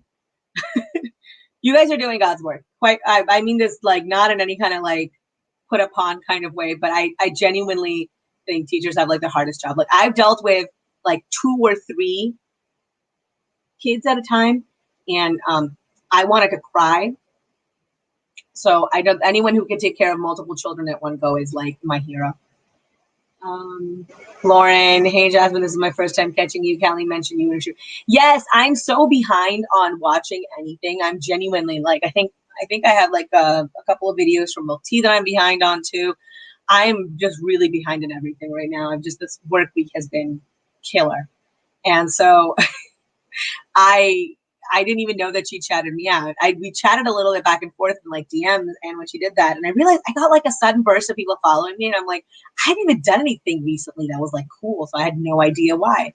But it was so kind of her to do so. She didn't have to, but I really appreciate that she did. I mean, she's a nice person, I think so. My fellow. Yes, I wanted to go to Australia. Actually, the trip that we went to on Japan, when we went to Japan, that was supposed to be a trip to the Netherlands and then Australia. And I think Australia was on fire at that time. And so we ended up not going. And then the lockdown happened, and I just have never been since. No. That was when I went to Alaska. I can't remember.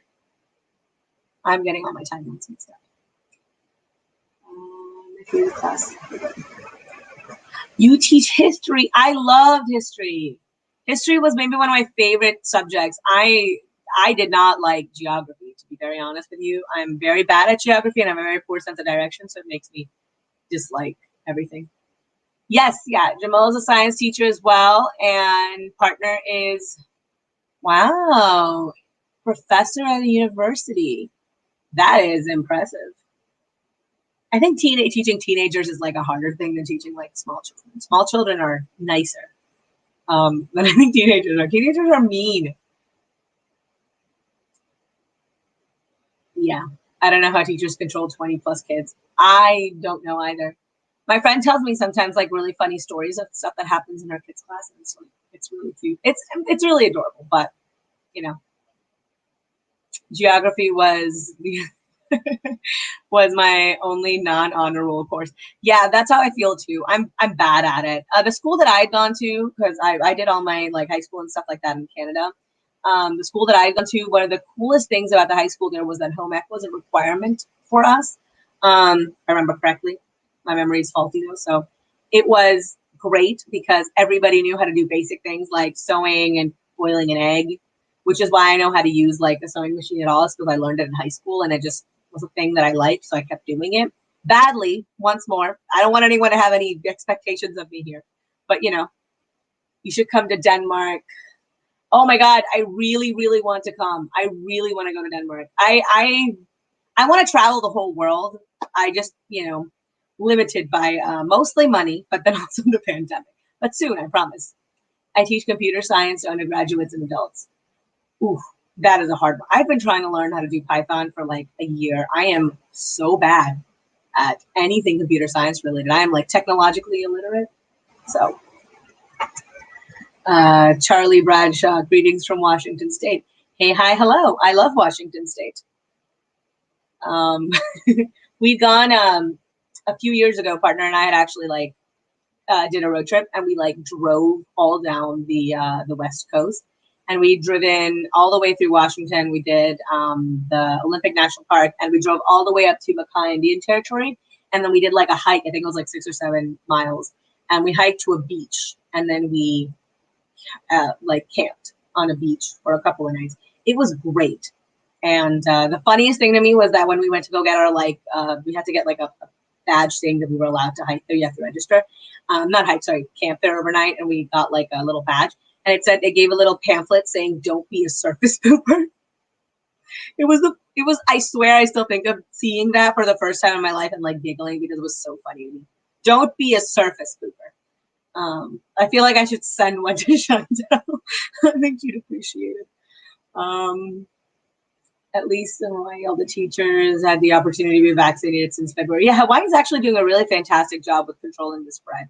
And I think that's why they've been able to open stuff back up. So I worry with the new strains, especially the one coming out of India, like what the impact of that is going to be on the United States, especially on like the more metropolitan area, given that that's where immigrant communities tend to be.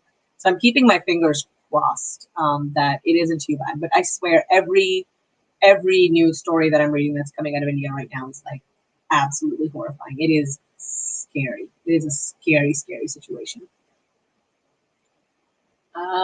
As a Boy Scout, I would recommend the 8 Caves. It's now a tourist attraction you can walk through. Wait, where is this? Where are these caves? Can I go there? Wait. Oh, in Washington? Ah, man, I want to go back again. I haven't been in a while. One of our really good friends lives there with his wife and their kids. And so we kind of want to go back and visit, but it's been a while. We just haven't been. We end up going like down south a lot more. So we end up going to like LA and whatnot. It's warmer and I like the beach. That is in Oregon, I think. It's been a while. Okay, I'll check it out. All right, I'm gonna take a look. In Australia, we have very, very low numbers. Yes, a friend of mine is Australian. She's like more distant friend of mine, but she was saying how it really sucks because she came here from Australia just like a couple weeks before shutdown happened, and how like now she's stuck, and she was about to have a baby at that time. She has had the baby and another one, fun fact, since, and she can't go back to visit her family because of all the COVID situation and the baby situation. It's been really tough.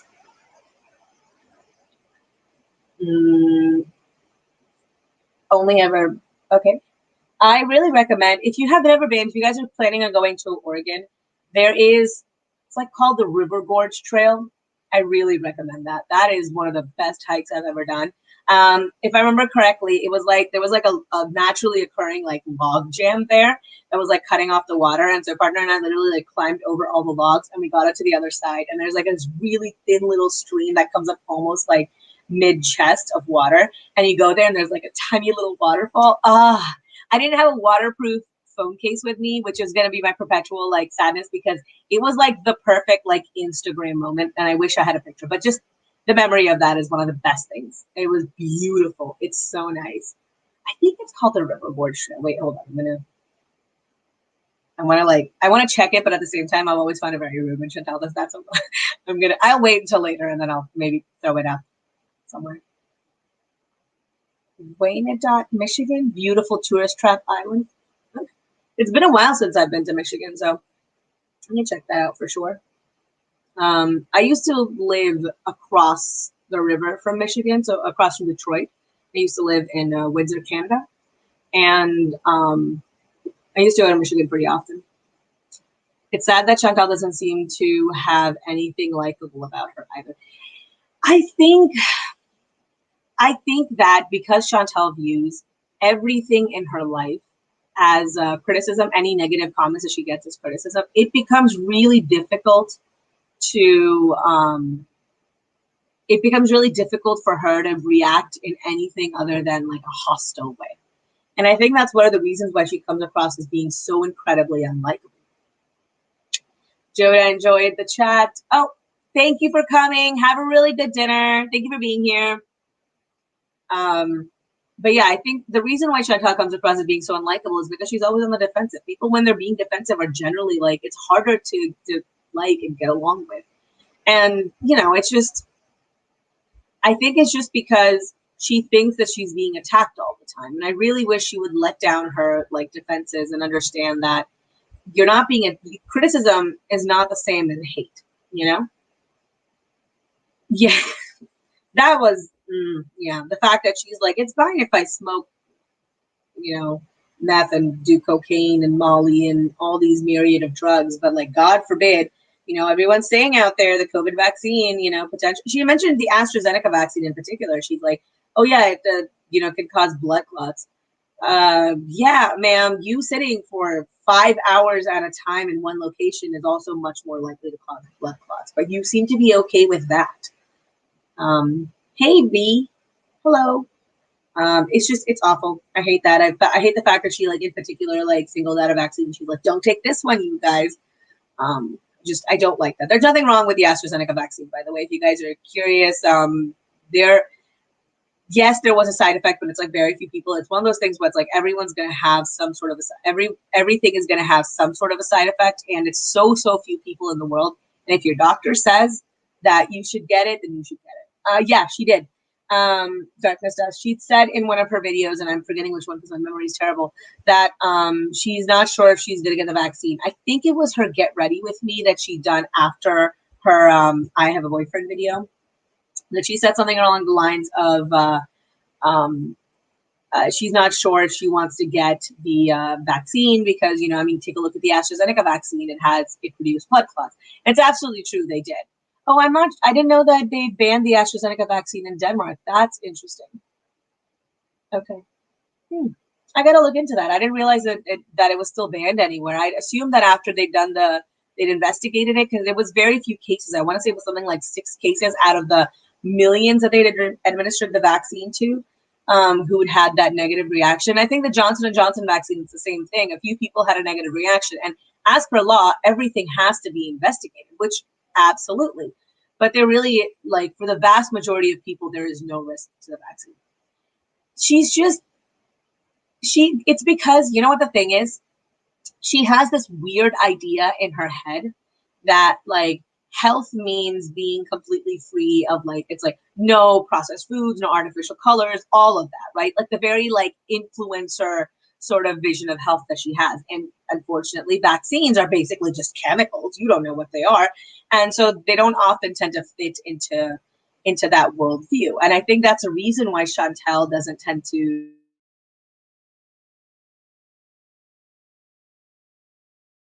basis that she's like, well, I just have to drink enough green smoothies and eat salads, right? And then I'll lose weight. And then when she realizes that it sucks, like doing that sucks, she's like, well, I guess I can't be healthy. UK uses AstraZeneca and Pfizer. Yeah, the Pfizer vaccine is the one that I think most people have had like no issues with whatsoever. But can I weigh in as someone who's had 2 lung clots? The chances of the AstraZeneca vaccine is still lower than the lifestyle or COVID. Yeah, that's basically how I feel about it as well. Though I'm not a medical doctor. Please talk to your doctor before you do anything. But it's just it seems like, I mean, Chantal has so many other pre-existing conditions. She's just basically a walking, talking pre-existing condition, right? Especially with her lung complication. The fact that she thinks that the vaccine is more dangerous than, I don't know, doing meth is just hilarious to me.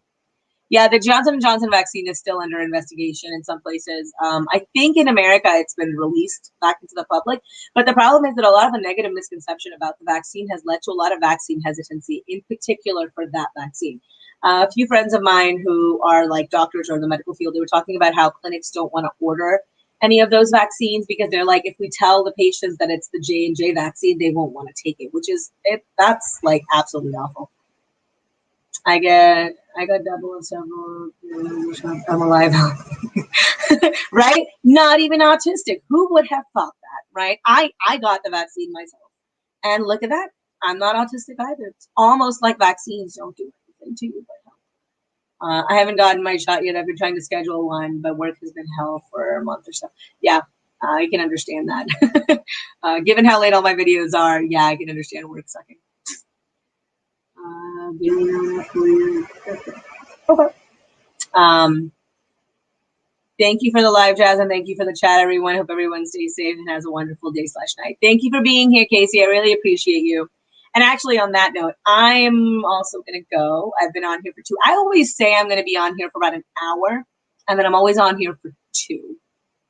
So, but this was really nice. I've never done just a chat where it was like just me by myself. Well, I did one for patrons, which I have, but I hadn't done another one after that. Thank you, everyone, for coming. Thank you to everyone who gave me a super chat. As always, not necessary, but I really, really appreciate it. Thank you, everyone, for coming. I hope this was fun, and we got to do it again sometime.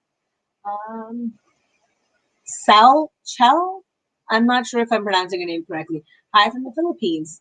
She's from the Philippines. That's lovely. I have seen beautiful pictures of the Philippines. It's on my list. All right. Thank you guys for coming. I'm going to get going. Bye, guys. No, thank you. Thank you, everyone, for being here. I really appreciated everyone being here. I really appreciated all the comments. And I hope everybody has a lovely, lovely weekend.